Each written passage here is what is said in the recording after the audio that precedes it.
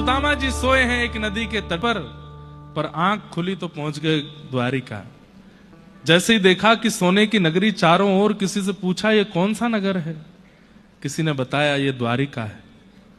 आप ठाकुर जी के दरबारों से जाके बोले, भैया हमारी तन की स्थिति देख के यो मत समझियो कछु मांगवे आए हैं, हम वास्तव में आपके द्वारिकाधीश कृष्ण के बाल सखा हैं, हमारो नाम सुदामा है, हम उनके साथ सांदीपनी गुरुकुल में पढ़े हैं, हम केवल उनसे मिलने आए हैं, बहुत समय हो गए मिले नहीं है।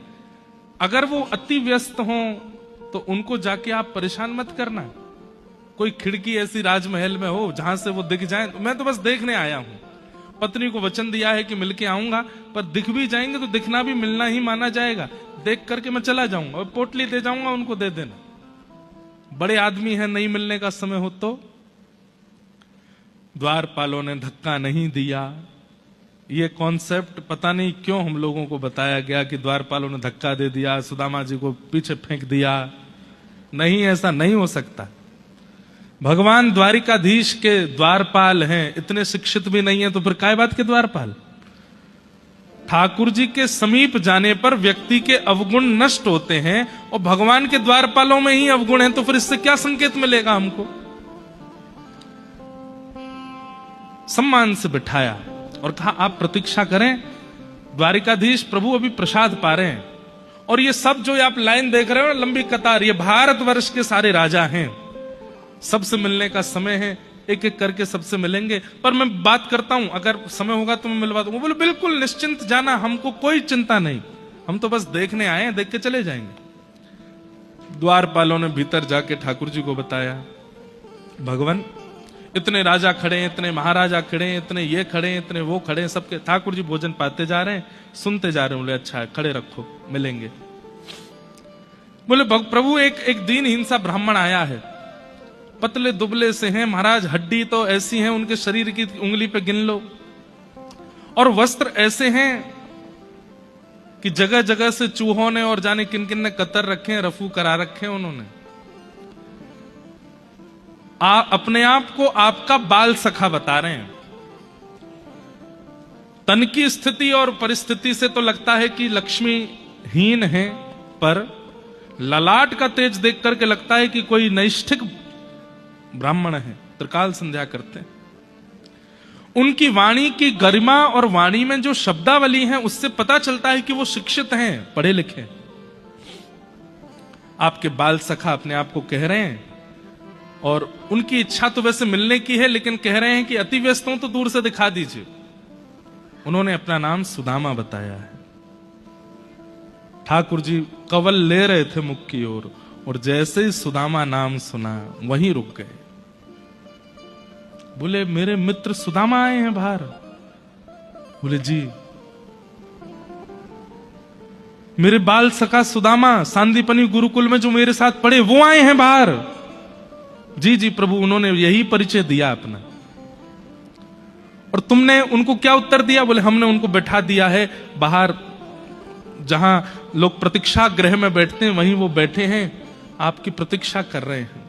इतना सुनते तो ठाकुर जी ने कवल छोड़ा और अपने आसन से कूदे। बोले मेरे मित्र सखा सुदामा आए हैं और तुम उनको भारी छोड़ करके आ गए। दौड़ने लगे श्री द्वारिकाधीश, एक दौरी पार करें, दूसरी दौरी पार करें, नेत्रों से अश्रुपात हो रहे हैं और बस कहते जा रहे हैं मेरे सखा सुदामा आए हैं, मेरे प्राण धन सुदामा आए हैं, मेरे जीवन धन सुदामा आए हैं, मेरे प्राण सखा सुदामा आए हैं। मंत्री, सेनापति, द्वारपाल सब पीछे दौड़ रहे हैं। रुक्मणी, मित्रविंदा, यमुना, कालिंदी सब पटरानियां पीछे दौड़ रही हैं। जामवती, सत्यभामा मन में विचार कर रही हैं ऐसा कौन आ गया? कुरुक्षेत्र में पता चला था कि यशोदा मैया यहां आई हैं, तो ठाकुर जी व्याकुल हुए, भागे नहीं। लेकिन ये कौन आया है जिसके लिए ठाकुर जी भागने लगे? द्वार पर जाकर के जैसे देखा, प्रतीक्षा गृह में अनेक राजा बैठे हैं, सब खड़े होकर के जय जयकार करने लगे। सुदामा जी उठ करके खड़े हो गए, भैया कहा भयो? बोले द्वारिकाधीश आ रहे हैं। सुदामा जी ने जैसे भीतर देखा तो दोनों भुजा पसारते हुए दौड़ते हुए श्री द्वारिकाधीश आ रहे हैं, मेरे सुदामा, प्राण सुदामा, जीवन सुदामा, और दौड़ते हुए आकर के अंक में भर लिया सुदामा जी को। सुदामा जी के लिए ये स्वप्न से ज्यादा था। इतना तो वो स्वप्न में भी चिंतन नहीं करते थे। कभी कभी स्वप्न देखते थे तो उसमें भी ये विचार करते थे कि कन्हैया सोने के सिंहासन पर बैठेगो, मैं भीड़ में पीछे बैठ जाऊंगा। इतना सामीप्य तो स्वप्न में भी अनुभव उन्होंने किया था, पर ये तो स्वप्न में भी नहीं सोचा था। ठाकुर जी ने आकर के इतना गाढ़ आलिंगन किया कि अगर थोड़ी देर नहीं छोड़ते तो सुदामा जी ठाकुर जी में ही विलीन हो जाते।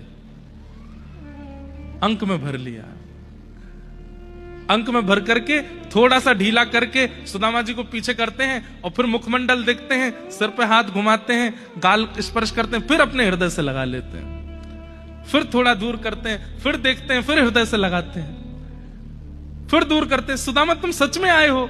हाँ लाला मैं आ गए हो, फिर हृदय से लगा लेते हैं।